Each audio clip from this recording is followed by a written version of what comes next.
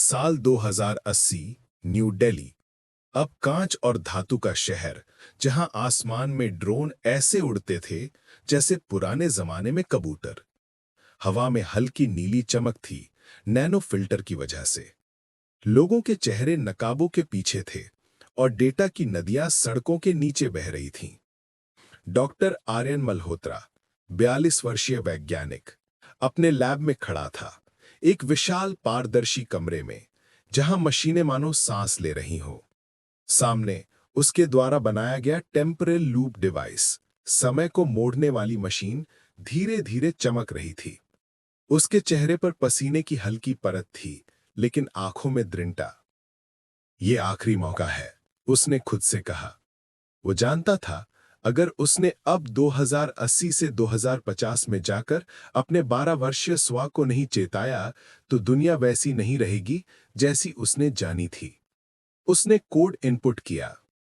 Destination 2050, sector 9, old Delhi. Machine ने एक तेज नीली लहर छोड़ी और आर्यन का शरीर प्रकाश के कणों में टूट गया। 2050। धूल भरे आसमान के नीचे पुरानी दिल्ली अब भी जीवित थी। तंग गलियों, सस्ते स्ट्रीट फूड की खुशबू और पुरानी साइकिलों की चरमराहट के साथ। आर्यन एक सुनसान छत पर प्रकट हुआ, हल्के बिजली के शॉक के साथ। उसके सामने एक लड़का, लगभग 12 साल का, पतला दुबला, आंखों में वही सवाल जो कभी आर्यन के खुद में थे। कौन हो तुम? लड़के ने पूछा। आर्यन मुस्कुराया। वो सवाल मैं भी तुमसे पूछ सकता हूं, आर्यन। लड़का सन्न रह गया। तुम? मैं? हां, भविष्य से आया हूं। सुनो, मेरे पास बहुत कम समय है। साल 2080 में कुछ ऐसा होने वाला है जो इस पूरी दुनिया को मिटा देगा। हमें इसे रोकना होगा। लड़का कांपते हुए बोला। कौन सी बात?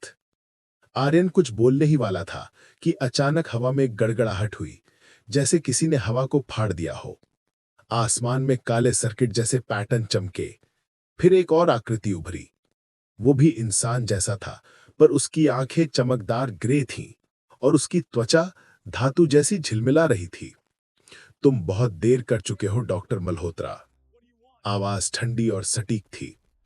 आर्यन पीछे हटा। तुम कौन हो? मैं वो हूं जिसने तुम्हारे भविष्य को दोबारा लिखा है। क्या? टाइमलाइन अल्फा अब खत्म हो चुकी है। तुम अब उस भविष्य से आए हो जो अस्तित्व में ही नहीं है। लड़का चिल्लाया। मतलब ये सब झूठ है?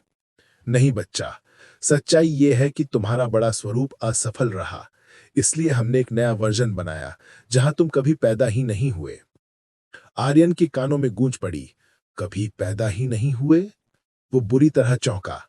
तुमने क्या किया? हमने तुम्हारे जनक की स्मृति मिटा दी। उनका विवाह कभी हुआ ही नहीं। टाइमलाइन अब स्थिर है। लड़के ने कांपते हुए आर्यन की ओर देखा। अगर ये सच है तो मैं। आर्यन आगे बढ़ा। नहीं, तुम अब भी वास्तविक हो जब तक मैं जिंदा हूं। वो अपनी जैकेट से एक छोटा मॉड्यूल निकालता है, एक क्वांटम की जो टाइमलाइन को स्थिर रखता है। जब तक ये सक्रिय है, हम दोनों मौजूद हैं। और अगर मैं इसे उल्टा कर दूं, तो जो बदला गया है वो सब वापस लाया जा सकता है। धातु पुरुष आगे बढ़ा। तुम ऐसा नहीं कर सकते। तुम खुद को मिटा दोगे। आर्यन की आंखों में आग थी। शायद यही जरूरी है। वो की को सक्रिय करने लगा। तुरंत ही उसके चारों ओर नीली बिजली दौड़ने लगी। हवा में विकृति फैल गई। दीवारें लहराने लगी, जैसे समय खुद हिल गया हो। एक और परत समय की। एक नई वास्तविकता खुलती है। साल अब भी 2080, लेकिन सब कुछ अलग है। न कोई चमकदार इमारतें, न उड़ते ड्रोन, बल्कि आधा ध्वस्त शहर, टूटे उपग्रह और हवा में राख।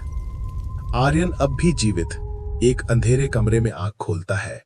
मैं कहां हूं? एक महिला आवाज आती है।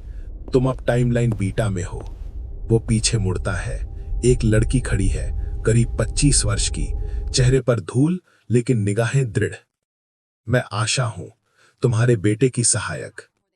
बेटा? वो उलझन में पड़ गया। हां, 2050 में जब तुमने की को सक्रिय किया, दो टाइमलाइन टकराई। एक में तुम मिट गए, दूसरी में तुम्हारा बेटा नवीन मल्होत्रा जिंदा रहा, उसने हमें बचाया। आर्यन के अंदर कुछ टूटता है, तो मैं अब केवल एक अंश हूं। नहीं, आशा बोली, तुम एक एको हो, भविष्य की गूंज। तुम्हें इसलिए बचाया गया ताकि हम टाइमलाइन को ठीक कर सकें। आर्यन धीरे से उठा। कितने लोग बचे हैं? बहुत कम। मशीनें खुद को इवॉल्व कर चुकी हैं। वो सोचती हैं कि इंसान टाइमलाइन के लिए एक वायरस है। आर्यन का चेहरा सख्त हो गया। तो अब हमें समय नहीं रोकना है, हमें उसे फिर से बनाना है। रात में दोनों एक पुराने डेटा बंकर में पहुंचे। दीवारों पर पुराने सर्वर चमक रहे थे, टूटी स्क्रीनें, झिलमिलाते कोड। आशा ने पूछा, क्या तुम इसे ठीक कर सकते हो? आर्यन ने स्क्रीन पर उंगलियां फेरी। पुराना इंटरफेस खुला। अगर मैं क्वांटम रेजोनेंस को रीसेट कर दूं, तो टाइमलाइन को 2079 पर वापस खींच सकता हूं। पर उसकी कीमत? मेरी मौजूदगी। वो मुस्कुराया। हर बार यही सौदा होता है ना? आशा चुप रही। बाहर बिजली गिरी और आकाश में वही धातु का चेहरा उभरा। आर्यन, फिर वही गलती मत दोहराओ। हर बार जब तुम टाइमलाइन बदलते हो, एक और दुनिया मरती है। आर्यन ने कोड टाइप करना शुरू किया। शायद यही इवोल्यूशन है। हर दुनिया को किसी की कुर्बानी चाहिए। धातु चेहरा चिल्लाया, रुको! लेकिन देर हो चुकी थी। आर्यन ने एंटर दबाया। स्क्रीन पर कोड चमका। Temporal rewrite initiated. हवा में अंधेरा फैल गया। सब कुछ सफेद प्रकाश में डूब गया। अंतिम दृश्य, साल 2080। फिर से सूरज उग रहा है। शहर अब शांत है, न बहुत टेक्निकल, न बहुत जर्जर। बच्चे खेल रहे हैं, हवा साफ है। एक छोटे घर की खिड़की से बाहर नवीन मल्होत्रा देखता है। उसके पास एक पुरानी घड़ी रखी है, जिस पर उकेरा है, for every tomorrow there's an echo. वो मुस्कुराता है, धन्यवाद पापा। और दूर आसमान में नीली रोशनी की एक हल्की गूंज दिखाई देती है, जैसे समय ने खुद एक सांस ली हो।